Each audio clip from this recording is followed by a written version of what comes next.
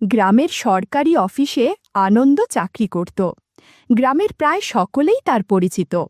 সরকারি অফিসে গ্রামের কারো কোনো কাজ থাকলে প্রথমেই আনন্দের সাথে দেখা করত। আনন্দকে খুশি করতে না পারলে তাদের ফাইল খুঁজে পাওয়া যেত না। এইভাবে আনন্দের ভালোই টাকা পয়সা কামাই হতো। সরকারি চাকরি আর টাকা পয়সার কারণে গ্রামে তার ভালোই প্রভাব প্রতিপত্তি ছিল। আনন্দ এখনও বিয়ে করেনি। নিজের পরিবারে কেউ না থাকায় বিয়ের জন্য নিজেই একটা সুন্দরী যুবতীর খোঁজ করতে লাগল। চাকরি আর সচ্ছলতার কারণে গ্রামের মেয়েরা তার উপর বিশেষ নজর রাখত। একদিন অফিসের কাজ শেষ করে বড় রাস্তা দিয়ে বাড়ি ফিরছিল। এই দুপুর 2-2:30 হবে। চৈত্র মাস, প্রচণ্ড গরম, চারিদিকে জনমানব শূন্য খা খা রাস্তা। কোনো রিকশাওয়ালা তার বাড়ির 2 মাইল পথ পাড়ি দিতে রাজি হল না। কি আর করা, রিকশা পাবার জন্য অপেক্ষা না করে আনন্দ পায়ে হেঁটেই রওনা হলো। হাঁটতে হাঁটতে প্রায় গ্রামের কাছাকাছি পৌঁছে গেল। গ্রামের শুরুতেই আশাদের আম বাগান। বাগানের ভিতর দিয়ে তাড়াতাড়ি বাড়ি পৌঁছাতে পারবে আর গরমও কম লাগবে, এই ভেবে হাঁটা শুরু করল। আনন্দের মাথায় এলো বাগানের মাঝামাঝি চৌকিদার রতনের ঝুপড়ি। ঝুপড়িতে একটু বিশ্রাম আর জল পান করে বাড়ি ফিরবে। রতনের ঝুপড়ির কাছেই পুকুর। আনন্দের ইচ্ছা হলো এই গরমে পুকুরে একটু ডুব দিয়ে রতনের ঘর থেকে জল পান করে বাড়ি ফিরবে। ভাবতে ভাবতেই রতনের ঘরের কাছাকাছি পৌঁছে গেল। ঘরে ঢোকবার মুহূর্তে ঝনঝন শব্দে থমকিরে দাঁড়ালো। আরে, সাবধানে কাজ করো, সব জিনিসপত্র ভাঙবে নাকি? রতনের গলা শুনতে পেল। কি করব, হাত থেকে পড়ে গেল যে।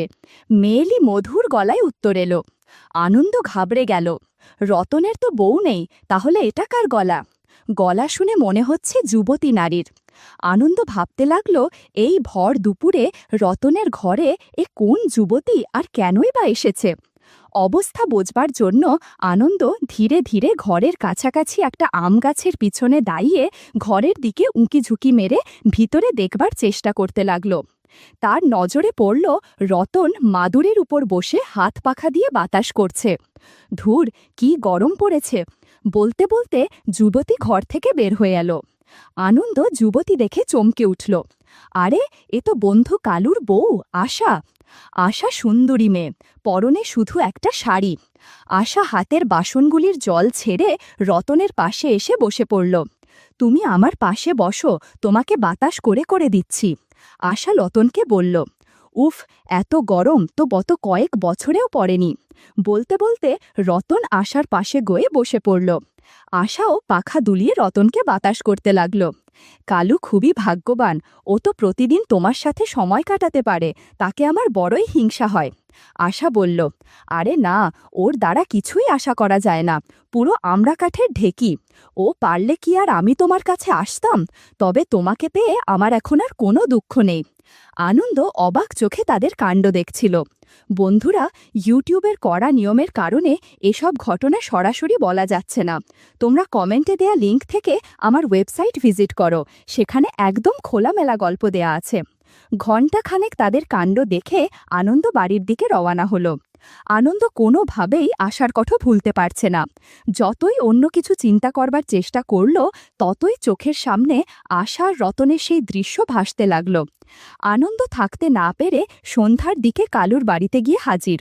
কালুর ঘরে বসে বিভিন্ন বিষয় নিয়ে গল্প শুরু করল আর ঘুরে ঘুরে আশাকে দেখতে লাগল। আনন্দ আশাকেও বিভিন্ন বিষয় ছোট ছোট প্রশ্ন করল। আশাও তার উত্তর দিল। আশা তো আর জানত না যে আনন্দ দুপুরে তার আর রতনকে একসাথে দেখেছে। আশা তাই আগের মতোই আনন্দের সাথে স্বাভাবিক গল্প চালাতে লাগল। বেশ অনেকক্ষণ গাল গল্প করে বাড়ি ফিরল, কিন্তু আনন্দের একই চিন্তা, কিভাবে আশাকে নিজের সঙ্গী করা যায়, কিভাবে আশাকে সারা জীবনের জন্য না হলেও অন্তত একদিনের জন্য হলেও সময় কাটানো যায়।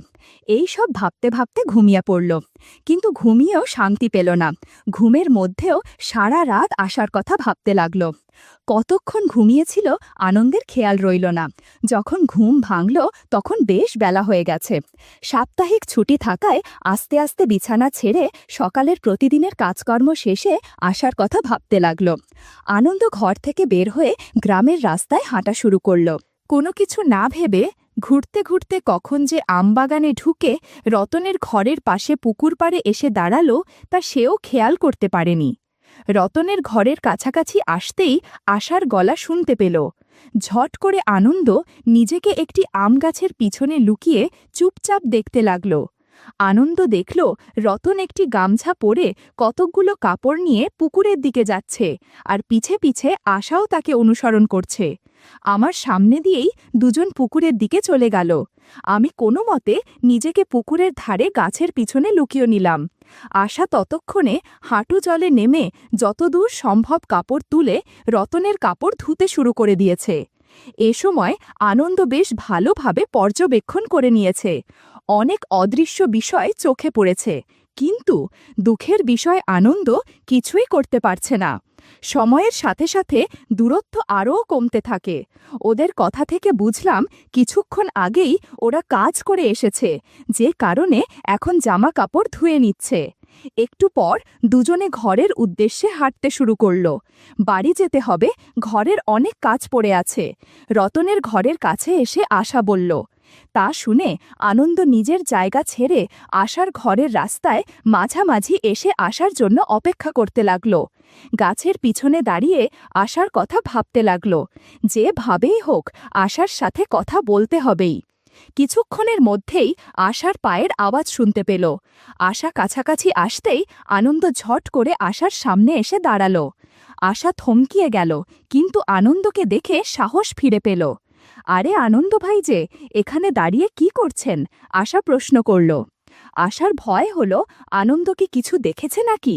তোমার জন্য অপেক্ষা করছি, কি করব বলো? রতনের ঘরে গিয়েছিলাম, কিন্তু তোমরা দুজনে ব্যস্ত ছিলে বলে আর বিরক্ত করিনি, আনন্দ সাহস করে বলে ফেলল। ব্যস্ত দেখেছেন? কি দেখেছেন? সব কিছুই কি? আশা লজ্জায় লাল হয়ে মাথা নত করে আনন্দকে প্রশ্ন করল। সব কিছুই। তুমি কি জানো, আমি যদি কালুকে সব বলে দিই তো তোমার অবস্থা কি হবে? আনন্দ সুযোগ পেয়ে মাথা ঝাঁকিয়ে বলল। আনন্দ ভাই, দয়া করে কাউকে কিছু বলবেন না। আপনি যা চাইবেন তাই দেব, কিন্তু কাউকে কিছু বলবেন না, দয়া করুন। আশা চুপ থেকে বলল। তুমি আমাকে আর কী বা দিতে পারো? আনন্দ বলল। আনন্দদা, আপনি যা বলবেন তাই করব। কোনো কিছু না ভেবে আশা অনুনয় করল। আমার সঙ্গে এসো, আজ আর কাল তোমাদের কাজ দেখে আমারও কাজ করতে মনে চাচ্ছে। তোমার সাথে কাজ করে আমার খুব ভালো লাগবে। আনন্দ সুবর্ণ সুযোগ দেখে আশার হাত ধরে। এটা কিভাবে সম্ভব? আমি না আপনার বন্ধুর বউ, আপনি আমার দাদার মতো। আমি আপনার সাথে এইসব কিভাবে করব? আশা বাধা দেবার চেষ্টা করে বলল। তুমি কিন্তু কথার খেলাপ করছো। আমি কিন্তু এখুনি গিয়ে কালুকে সব বলে দেব, আনন্দ ধমকের সুরে বলল। এই শুনে আশা চিন্তা করতে লাগল। আনন্দের কাছে থাকলে আনন্দ কালুকে জানাবে না, কিন্তু রতনের সঙ্গে সময় কাটানোর ওইসব কথা জানতে পারলে কালু ঘাড় ধরে তাকে ঘর থেকে বের করে দেবে। এই ভেবে আনন্দকে বলল, ঠিক আছে, যা করবার তাড়াতাড়ি করুন, কিন্তু এটা শুধু আজকের জন্য, আর কোনো দিন নয়। এই শুনে আনন্দ আশার হাত ধরে বাগানের গভীরে একটু ফাঁকা জায়গায় নিয়ে গেল, আর একটা গামছা পেতে নিল। এরপর অনেক অজানা বিষয় হতে শুরু করল। ইউটিউবের কড়া নিয়মের কারণে এসব ঘটনা সরাসরি বলা যাচ্ছে না। তোমরা কমেন্টে দেয়া লিঙ্ক থেকে আমার ওয়েবসাইট ভিজিট করো, সেখানে একদম খোলামেলা গল্প দেয়া আছে। বেশ কিছুক্ষণ পর আনন্দ বলল, তোমার যখনই এর প্রয়োজন হবে আমাকে ডাকবে, আমি তোমার খেদমতে তৈরি থাকব। ওই দিন সন্ধ্যায় আর থাকতে না পেরে আশাকে দেখবার জন্য আনন্দ তার বন্ধু কালুর ঘরে গিয়ে উপস্থিত হল। উঠানে বসে আনন্দ আর কালু আবল তাবল গল্প করতে লাগল। আশাও আনন্দকে দেখে খুশি হল, বসতে বলে নিজের কাজে ব্যস্ত হয়ে পড়ল। কালুর অজান্তে দুজন দুজনকে দেখতে লাগল, আর দুপুরের অভিজ্ঞতা মনে করে মৃদু মৃদু হাসতে লাগল। সন্ধ্যা আরও গড়িয়ে রাত হলে কালুর কাছ থেকে বিদায় নিয়ে নিজের ঘরের উদ্দেশ্যে রওয়ানা হল। আনন্দ কালুর বাড়ির মোড় ঘুরতেই দেখল আশা তার জন্য অপেক্ষা করছে। আনন্দ উৎসাহিত হয়ে এগিয়ে গেল। আনন্দ, রাত 10টার দিকে আমাদের বাড়ি এসো, পিছনের দরজা খোলা থাকবে, আমি তোমার জন্য অপেক্ষা করব। আশা খুবই আস্তে আস্তে কথাগুলো বলে, তাড়াতাড়ি নিজের বাড়ির দিকে চলে গেল। আনন্দ আশার সাহস দেখে একটু অবাকও হল। খুশিতে আনন্দ দৌড়িয়ে নিজের বাড়ি ফিরল, তাড়াতাড়ি স্নান করতে ঢুকল। নিজেকে পরিষ্কার পরিচ্ছন্ন করে সবচেয়ে ভালো লুঙ্গি আর শার্ট পরে আশার বাড়ির পিছনে পৌঁছে গেল। এখন শুধু 10টা বাজার অপেক্ষা। দরজায় ধাক্কা দিয়ে দেখল দরজা খোলা রয়েছে এবং ঘরের ভেতরে আলো জ্বলছে, কিন্তু কারো আওয়াজ পাওয়া যাচ্ছে না। ভয়ে ভয়ে ঘরের দরজা ভেজিয়ে ঘরের বাইরে আসার জন্য অপেক্ষা করতে লাগল। প্রতিটি মুহূর্ত আনন্দের মনে হতে লাগল কয়েক যুগ। আনন্দ, কই তুমি? ভিতরে আসো। আশার চাপা গলা শোনা গেল। আশা বাইরে এসে আনন্দের হাত ধরে ভিতরে আসতে বলল আর দরজা বন্ধ করে আরেকটি ঘরে নিয়ে গেল। ঘরে মাদুরের ওপর অত্যন্ত যত্নের সঙ্গে পরিষ্কার চাদর আর বালিশ বিছানো। আনন্দ নিচু স্বরে বন্ধু কালুর কথা জিজ্ঞেস করল। ও তো তাড়াতাড়ি শুয়ে পড়ে, আর একবার ঘুমালে ভূমিকম্পও তাকে জাগাতে পারবে না। কিন্তু আমাদের সাবধানে থাকতে হবে, আশার উত্তর দিল।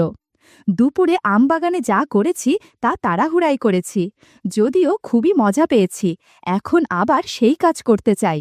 দুজনে সারা রাত ধরে ধীরে ধীরে কাজ করে ফেলব। কি পারবে না? আনন্দকে বলল। হ্যাঁ, অবশ্যই পারব, আনন্দ মাথা নাড়িয়ে বলল। সেদিন রাতে অনেক কাজ হয়েছে। কাজ করতে করতে আনন্দ দেখল প্রায় ভোর হয়ে আসছে। কোনো মতে নিজেকে গুছিয়ে কালুর ঘর থেকে বেরিয়ে নিজের ঘরের দিকে যেতে লাগল। আনন্দের যখনই কালুর সঙ্গে দেখা হতো তখনই নিজেকে অপরাধী মনে করত, কারণ সে তার বন্ধুর সাথে বিশ্বাসঘাতকতা করছে কিনা এসব ভাবতে থাকে। কিন্তু আশার সঙ্গে কাটানো সুন্দর সময়ের মজা অপরাধবোধ থেকে বেশি ছিল। এক রাত্রিতে আশা আর আনন্দ কাজ করে বিশ্রাম করছে। আশা একটু পর ফ্রেশ হতে বাইরে বেরিয়ে গেল। কিছুক্ষণ পর আশা ফেরত এসে আনন্দের পাশে বসে পড়ল। আনন্দ হঠাৎ দেখল কালু ঘরের মধ্যে প্রবেশ করছে। কোনো দিকে না তাকিয়ে সোজা আশার পাশে বসে কাজ করতে শুরু করল। আনন্দ এতই মশগুল ছিল যে হারিকেনের অল্প আলোয় বুঝতে পারছিল না কার সাথে কাজ করছে, আনন্দ নাকি তার স্বামী কালু। আনন্দের মাথায় কিছুই ঢুকছিল না। সে চুপচাপ বসে আশা আর কালুর দেখতে লাগল। কাজ করতে করতে কালু ক্লান্ত হয়ে গেছে, তাই একটু বিশ্রাম নিচ্ছে। বেশ কিছুক্ষণ সারা ঘর অসম্ভব শান্ত হয়ে গেল। আনন্দ বড়ই নাজুক পরিস্থিতির মধ্যে পড়েছে। আশার পাশ থেকে উঠতেও পারছে না, আবার চুপ করেও বসেও থাকতে পারছে না। কিছুক্ষণ পর আশা আবার একটা গামছা নিয়ে বাইরে গেল ফ্রেশ হতে। ফিরে এসে বলল, আনন্দ, ভয় পেও না, এত চিন্তার কোনো কারণ নেই। আমার স্বামী সব কিছুই জানে। তৃতীয় দিনের কাজের সব কিছু দেখেছে। তারপর আমি নিজেই কালুকে সব বলে দিয়েছি। সে তো আমার পছন্দের কথা জানে, কিন্তু তার পক্ষে আমার শখ পূরণ করার ক্ষমতা নেই। তাই সে আমাকে আমার শখ পূরণের অনুমতি দিয়েছে। কালু জানিয়েছে তোমার আর আমার একসাথে কাজ করতে তার কোনো আপত্তি নেই, কিন্তু এ কথা গ্রামের লোক যেন না জানতে পারে। এসব কথা আনন্দ শুনে বড়ই তাজ্জব হয়ে গেল। কি বলবে না বলবে ভেবে উঠতে পারছিল না। কিছুক্ষণ পর কালু আর আশা তাদের কাহিনী শোনাতে লাগল। প্রথমে আশা বলল, আমার বিয়ে হয়েছে 10 বছর আগে, তখন বয়স ছিল 20। প্রথম প্রথম আমাদের জীবন ঠিকমতো চলছিল। কালু তখন সকাল দুপুর রাতে আমাকে খুব ভালোবাসত, আমিও খুশি ছিলাম। কিন্তু কয়েক বছরের মধ্যেই কালু দুর্বল হয়ে পড়ে। কাজ করার সক্ষমতা হ্রাস হয়ে যায়। বন্ধুরা, তোমরা বুঝতে পেরেছ আমি কোন কাজের কথা বলছি? যাই হোক, কালু কাজ করতে না পারায় আমার নিজেকেই সবকিছু করতে হতো। এভাবে আর কতদিন একা একা কাজ করা যায়? একদিন যুবক রতনকে আমবাগানে চাকরি দিল। প্রথম প্রথম রতনের কাজ করার ইচ্ছা ছিল না, কিন্তু একা একা মুশকিল হওয়ায় রতনকে দিয়েই কাজ করানোর মনস্থ করলাম। ধীরে ধীরে রতনের সাথে কাজ করতে ভালো লাগতে শুরু করে। এ কারণে আমার কোনো অপরাধ বোধ ছিল না। তাছাড়া আমি আমার মাকেও অন্য লোকের সাথে কাজ করতে দেখেছি। আমি আর আমার ছোট বোন রেখা যখন ছোট ছিলাম তখনই আমার মা আর অন্য লোকের সম্পর্কের কথা জানতাম। আমাদের বাড়িতে ছোট কাকা থাকত। আমরা 2 বোন প্রতিদিন দেখতাম দুপুরে বাবা খেতে কাজ করতে বেরিয়ে গেলেই ছোট কাকা মায়ের ঘরে যেত। একটু বড় হয়ে যখন আমাদের বোঝবার বয়স হলো, তখন উৎসুকের কারণে ঘরে উকি দিয়ে দেখতাম ভেতরে কি হয়। কিন্তু যা দেখতাম তা দেখার পর আমি একটু অস্বস্তিতে পড়ে গেলাম। সেদিনের পর থেকে আমার মনের মধ্যে অদ্ভুত পরিবর্তন হতে শুরু করে। আমার আর কালুর বিয়ের বছরখানেক পর কালু যখন আর কাজ করতে পারে না, তখন আমি আমার মায়ের কথা কালুকে বলে দিলাম। কালু নিজেকে অসহায় মনে করতে লাগল। শেষে কালু আমাকে তার ছোটবেলার গল্প বলল আর জানালো যে অন্য কাউকে কাজ করতে দেখলেই কেবল কালুর কাজ করতে ইচ্ছে করে। কালু বলতে শুরু করল, আমি 15 বছর বয়সে অনাথ হয়ে যাই। কাকা এসে আমাকে তার বাড়িতে নিয়ে থাকবার ব্যবস্থা করে দিল। কাকার আমার চেয়ে পাশের গ্রামে বাবার জমির প্রতি আকর্ষণ ছিল বেশি। বেশ কয়েক বছর কাকার বিয়ে হয়েছে, কিন্তু তাদের কোনো সন্তান ছিল না। কাকি ছিল নরম স্বভাবের এবং আমাকে বড়ই ভালোবাসত এবং আমার সব কিছু দেখে রাখত। কাকার একটি মাত্র ঘর, ঘরের এক রুমে আমি শুতাম। গরমকাল কাকা ঘরের বাইরে বারান্দায় ঘুমাত। একদিন প্রচণ্ড গরমের কারণে ঘুম আসছিল না, তাই চুপচাপ শুয়েছিলাম। হঠাৎ দেখলাম কাকা ঘরের ভেতরে আসছে, উৎসুক নয়নে আমার দিকে তাকাচ্ছে। আমি ঘুমিয়েছি ভেবে কাকির কাছে গিয়ে কাকিকে জাগিয়ে দিল। ঘরের মধ্যে খুব অল্প আলোতে হারিকেন জ্বলছিল, কিন্তু এই আলোতে সব কিছু পরিষ্কার দেখতে পাচ্ছিলাম। অনেক না বলা গল্প জমে উঠেছে। 5 মিনিট পর কালা ঘর থেকে বেরিয়ে গেল। এদিকে কাকি মনে মনে কি যেন বিড়বিড় করতে লাগল। মনে হলো কাকি একটু রেগে গেছে। পরের দিন কাকি খুবই স্বাভাবিক ব্যবহার করতে লাগল, যেন গত রাত্রিতে কিছুই হয়নি। এইভাবে বেশ কিছুদিন কাকা কাকির কথা ভাবতে থাকলাম। একদিন কি জরুরি কাজে কাকা গঞ্জে গেলে কাকি আমাকে ডাকল, তুমি প্রতিদিন আমাদের কাজ দেখে হাসাহাসি করো, ভাবছি তোমার কাকাকে এই কথা বলে দেব। কাকি, দয়া করো, এরকম আর হবে না। কাকা জানতে পারলে আমাকে আচ্ছাবতো বকা দিয়ে ঘর থেকে বের করে দেবে। আমার থাকবার কোনো জায়গা নেই, কোথায় যাব? কাকি, দয়া করে বলো না, তুমি যা বলবে তাই করবে, কিন্তু কাকাকে কিছু বলবে না। আমি ভয় পেয়ে বিভিন্নভাবে কাকিকে অনুরোধ করতে লাগলাম। কাকির মন একটু নরম হলো। বেশ কিছুক্ষণ ভেবে বলল, তোমার কাকা ভালো কাজে একদম ফাঁকিবাজ, তার কাজে আমার সমস্যা হয়, তাই তোমার কাকার পরিবর্তে তুমি কাজ করবে। কি, বুঝতে পেরেছ? বুঝেছি, কিন্তু আমি তো কিছু জানি না। মাথা নেড়ে আসতে বললাম, তোমার জানতে হবে না, আমি আজ থেকে তোমাকে সব কিছু শিখিয়ে দেব। বলে কাকি আমার হাত ধরে তার ঘরে নিয়ে মাদুর বিছিয়ে তোষক পেতে নিতে বলল। আমি একটু অস্বস্তিতে পড়ে গেলাম। কোনো উপায় না পেয়ে আমি কাকির কথা মতো সব কাজ করতাম। কাকি বেশ খুশি হতো। এইভাবে ভালোই দিন কাটছিল। একদিন কাজ করার কাকার কাছে ধরা পড়ে গেলাম। কাকা কোনো কথা না শুনে বকাঝকা দিয়ে ঘর থেকে বের করে দিল। কাকিকেও যথেষ্ট বকাঝকা করল, কিন্তু লোক লজ্জার ভয় এবং কাকির নামে বাপের বাড়ি থেকে অনেক জমিজমা থাকায় ঘর থেকে বের করল না কাকিকে। কাকি কাকার আড়ালে আমাকে কিছু টাকা পয়সা দিয়ে নিজের জমিতে চাষবাস করতে বলে আর সুন্দর দেখে এক যুবতীকে বিয়ে করে সংসার করতে উপদেশ দিয়ে পাঠিয়ে দেয়। নিজের ভাঙা বাড়িতে ফেরত এসে পৈতৃক জমিতে চাষবাস করে বাড়ি ঠিক করলাম। এর কিছুদিন পর আশার সঙ্গে বিয়ে হলো। আশা কাজ করতে ভীষণ দক্ষ বলে আশার সঙ্গে পাল্লা দিতে পারতাম না। ছোট বয়স থেকে কাজ করেছি বলে এখন আর ভালোভাবে করতে পারি না, যে কারণে আশা অন্য লোকদের দিয়ে কাজ করায়। কালী বলল, দেখ বন্ধু, তুমি রোজ রাত্রে আমার বাড়িতে আসো, গভীর রাতে চলে যাও। গ্রামের যে কেউ দেখে ফেলতে পারে, আর দেখলে তা আমাদের জন্য ভালো হবে না। আনন্দ একটু অস্বস্তিতে পড়ে গেল। দেখ, তোমার জন্য আমরা একটা উপায় বের করেছি। তুমি চাইলে সারাদিন আমাদের ঘরে থাকলেও কেউ কিছু বলতে পারবে না। যদি তুমি মেনে নাও তবে বলতে পারি, পুরোপুরি তোমার ইচ্ছা। আশা বলল, আশার এক ছোট বোন আছে, তার সঙ্গে তোমার বিয়ে হলে সহজেই এখানে থাকতে পারবে। তুমি রাজি হলে আশা কালকেই বাড়ি গিয়ে আশার বাবা মার সাথে কথা বলতে পারে। কালু বলল, এ তো খুব আনন্দের কথা, কিন্তু আশার বোন কি এতে রাজি হবে? আনন্দ কালুকে প্রশ্ন করল। চিন্তা করো না, ছোটকে রাজি করাবার দায়িত্ব আমার, সে আমার কথা শুনবেই। তুমি তো আমাদের পরিবারের কথা শুনেছ, আমি যখন আমাদের কথা বলবো সে নিশ্চয়ই মেনে নেবে। আশা উত্তর দিল। আরও বলল, আমি ছোট বোনকে কয়েকদিনের জন্য এখানে নিয়ে আসব। আমার বিশ্বাস তোমাকে দেখলে সে তোমার সাথে বিয়েতে রাজি হবে। এরপর আশা আর তার ছোট বোনের সাথে আনন্দের বিয়ে দেয়।